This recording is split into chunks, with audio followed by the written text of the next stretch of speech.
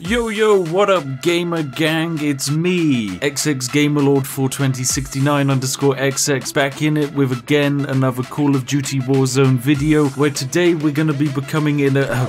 Okay, no, I'm not actually keeping that up, that is genuinely horrendous to do. So hello there ladies and gentlemen, welcome to a much more relaxing Call of Duty Warzone video, where today we're going to be demonstrating how to become an immortal and win every single game of Warzone. Do you hate having fun? Do you not enjoy playing games? Do you like arbitrarily watching stats go up? And do you relish in that feeling of crushing someone else's enjoyment of a video game? Do you also not have any friends? And do you just generally hate humanity or anyone who still finds enjoyment from existing? If you answered yes to any and all of those questions, then have I got the glorious exploit for you. Because today I'll be demonstrating how to pull off the glorious stim exploit in Call of Duty Warzone. The way this exploit works is pretty simple. Become an immortal by sitting in the great big green cloud of death in the Battle Royale game mode, stay so far out in the cloud of green death that no one's ever going to be able to reach you, and then keep spamming stim packs so that you can never die. Now the thing is, the Call of Duty developers knew when they first released this game that people might go out into the smoke and spam stim packs so that they can never die, so what they did, they decided to make it so that you can't carry infinite stim packs. You are limited, you can only heal yourself once or twice, and that's it, so you are not going to be able to sit out in the smoke for half an hour. The only downside is using modern gameplay glitches. You are able to consume stims without actually using them, meaning you effectively have an infinite quantity of stims. Now when it comes to using this in actual combat, it's useless because someone shooting you will always kill you faster than you can actually out-heal bullets. But when it comes to toxic nerve gas, which would probably easily be outlawed by the Geneva Convention, yet for some reason is in this game, for some reason just a little EpiPen of magic is enough to stave off permanent crippling lung damage. So using this magical joystick, I'll be demonstrating how to completely and utterly ruin any fun or enjoyment you once had for this game. Although then again, I don't think many people have enjoyed playing this game for quite a while, considering the current DMR fiasco. If you don't know this game, basically there's one designated marksman rifle, which is exceedingly lovely and powerful. You can give it a giant clip. If you have an auto clicker, you can fire it as fast as a machine gun, and it absolutely eviscerates people. Now of course, everyone complained online. They wanted this gun nerfed. So what did the developers do? Well, the developers decided to build up hope in the community by saying, "Fear not, ladies and gentlemen, we're going to patch this one." And the community was ecstatic because these guys are famously not very good at actually patching anything. So what did they do? They gave it a minor nerf, which basically changed nothing.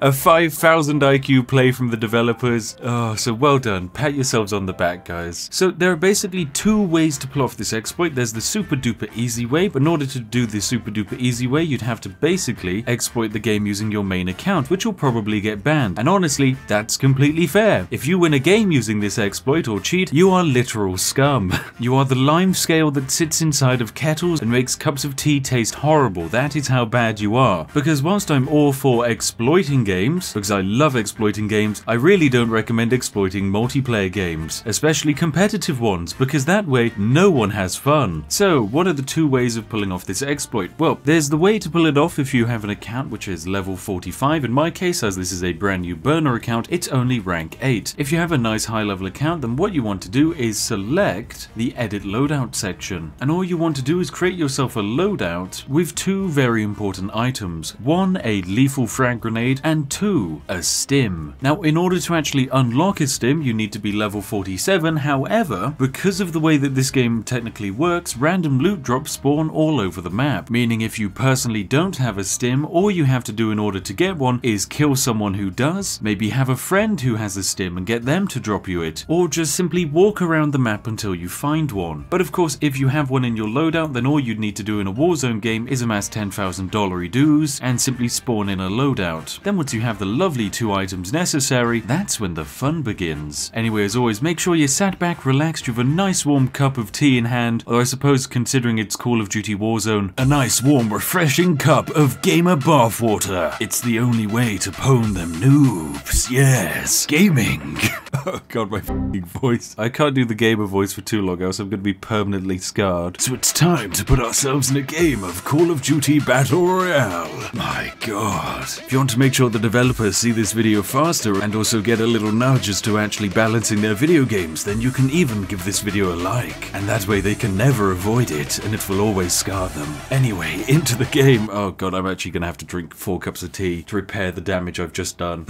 Okay, so ladies and gentlemen, despite of course wanting to show off this exploit, I realized it would probably be best not to release it into the public until after it got patched. And then that got me thinking, what about making a video of all of the Warzone exploits that have affected the game? Because maybe you've run into some of them. Maybe you didn't even know some of these existed. But my goodness, there are so many and they are all very exciting. That's right, we're going to be talking about immortality, invisibility, speed exploits, and of course my personal favorite, the exploit which allowed players to fly helicopters underneath the map. So without further ado, welcome to the brand new compendium of Call of Duty Warzone exploits. But of course, first we'll talk about this latest stim exploit because it is one of the oldest and most classic exploits in Warzone. The way it works is by simply throwing a lethal grenade at a wall, picking it up, dropping all of your weapons, and then picking your weapons back up again. This technically classes your tactical and lethal equipment as now having infinite uses, which as you can imagine is a little bit broken. In the case of stims, as that allows you to gain infinite health, meaning you can survive indefinitely in the cold harsh wasteland of deadly gas, although from a couple of updates back it was used by lots of players to very entertainingly carpet bomb the interiors of buildings by hurling an infinite quantity of semtex in them. It's all very exciting to watch, the only downside is that it's mind-bogglingly frustrating to play against. Practically the only way to knowingly deal with someone using this stim exploit is to go into the gas and kill them, but of course if you're the last person alive, you do not have a gas mask, well guess what? You stand basically no chance of being able to stop them and you're probably just going to have to Alt F4 out of the game. You might have gotten 20 kills, had the greatest game of your life. Well, it doesn't matter because that one person in a bush the other side of the map is currently going to be able to sit completely still and bind a macro to continuously injecting themselves with EpiPens. The next most exciting exploit which existed in Warzone was of course the ping exploit, which effectively gave players access to wall hacks. The way this exploit worked was very simple. It was really popular over the summer holidays because effectively all you had to do was repeatedly mark on the map an enemy who you'd spotted, and if you kept pinging them repeatedly, you will always then know their location. This allows you to basically run around the map and be able to pre-fire everyone. It still does rely on you actually having better aim than the enemy, but at the end of the day, knowing exactly where your opponent is when they have no idea where you are is a massively stupidly broken exploitative advantage. The fact that it could literally be done by anyone and everyone, and most importantly very easily by accident, made this one of the silliest exploits to make it into the game. And now we have quite possibly my favorite exploit which existed in November, and I really wanted to cover this one, but it was just ever so slightly too broken, and that is of course the invisibility exploit. So basically the developers of this game added an update to make it so that if you were standing underneath a loot drop, or effectively a cargo drop, you would no longer be killed if it landed on your head. This was a minor inconvenience for some players who would accidentally have teammates drop a box on their head or be looking up and be crushed by the weight of their own loadout. The only downside was, by fixing this one minor issue, they instead created one of the most powerful exploits in the game, because if you simply stood beneath a loadout drop, your character model became completely invisible. You would still emit footsteps which could be heard, and you could still do damage and interact with the world, but no one could actually see you. This made surviving until the end of the game basically a walk in the park, and more importantly it would allow you to basically troll any remaining player in the game by just walking around behind them as they try and work out where the final person in the circle is. At the end of the day, you're pretty much always guaranteed a win, and for some people that's fantastic, but in my personal opinion, it's about as rewarding as winning a hide and seek game against a potato. The potato can't ever see you, it can't ever perceive you, and it's not really going to be able to fight back. But if it still feels like winning, then people are going to do it.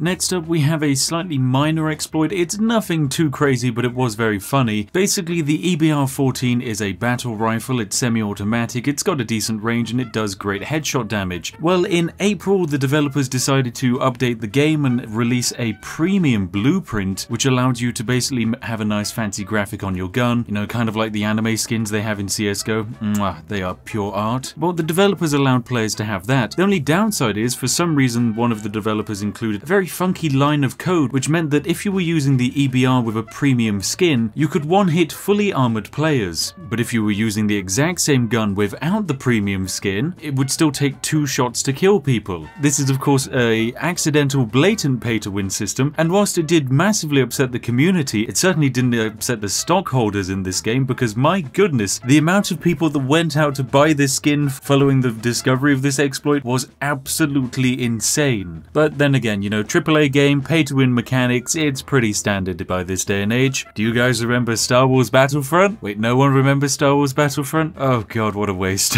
What an absolute waste of an IP. But now it's time for my favourite, cheesiest exploit of Call of Duty Warzone, because it was by far the silliest. This is the underground helicopter exploit, where effectively whilst playing the game, all you had to do was find yourself a helicopter, fly over to a certain point on the map where the terrain was broken, and then fly the helicopter underneath the map. You'd effectively fall through the terrain, but then you'd be underneath the world. Now, once you're underneath the world, the circle still closes in around you, but you can be safely hovering directly underneath the final circle for as long as you like. As the helicopter is underneath the ground, it can't be shot down, meaning you can very happily wait out your opponent by simply hovering and AFKing in a very safe, comfortable abyss. This exploit was so prevalent and overused by the community because of how easy it was, the developers decided to, instead of actually just fixing the exploit, remove vehicles entirely from the game. I mean, that's one way of doing things, so pat yourselves on the back. Infinity Ward, you're kind of trying, I can see the effort. And finally, one of my favourite exploits, just because of how silly it was to actually look at, is of course the super snaky human bug. So this exploit was pretty simple. Basically, by getting on and off a quad bike at certain timings, the player would be able to glue their character's entire visible body to the ground. However, their actual physical body would still be at normal height, it would just be mostly invisible. This basically allowed players to lie down behind cover whilst their camera and gun were more importantly positioned above the cover, effectively allowing you to shoot at your opponents without them ever being able to see where you are. Plus, it also allowed you to run at full speed whilst your character was visibly plastered to the floor, which was just absolutely hilarious to look at as you watched human snakes vibrating their way across the floor faster than one of my Spore characters. Anyway, those are all of my favourite Warzone exploits. If you have any of your own or you think I've actually missed some, then by all means hop on down into the comment section and give me a shout. But yes, if you certainly remember how these impacted your gameplay style, I'm sure you have many fond memories and fun, happy stories of playing against people who were exploiting your game. Feel free to write any angry rants in the comment section, and I will personally make sure to refer all of those angry messages onto Santa, who as we all know is formatting the largest GDPR database on people who cheat in video games. Anyway, as always, thank you very much for watching. Of course, if you've enjoyed today's video, then feel free to give it a like, as I'm sure it will bring more attention to these various exploits and also exploits in general for future video games. And heck, if you're new here, why not consider subscribing? Trust me, you're gonna absolutely love it here. We make some of the greatest tea propaganda videos on the platform. Anyway, as always, a massive thank you to each and every one of my majestic patrons who make these fantastic videos all the more possible, as well as all of you lovely sausages in the community who are just generally vibing around, watching my videos, turning on the notification bell, sending me cute dog pictures to my Twitter. All of you are fantastic, so thank you very much. And as always, if you're wondering what video to watch next, well, look no further than this one on screen now, hand-chosen by myself to be absolutely perfect for you. Anyway, as always, everything included in the video is in the description, and I will see each and every one of you in the next one. Have an absolutely lovely day, and goodbye for now.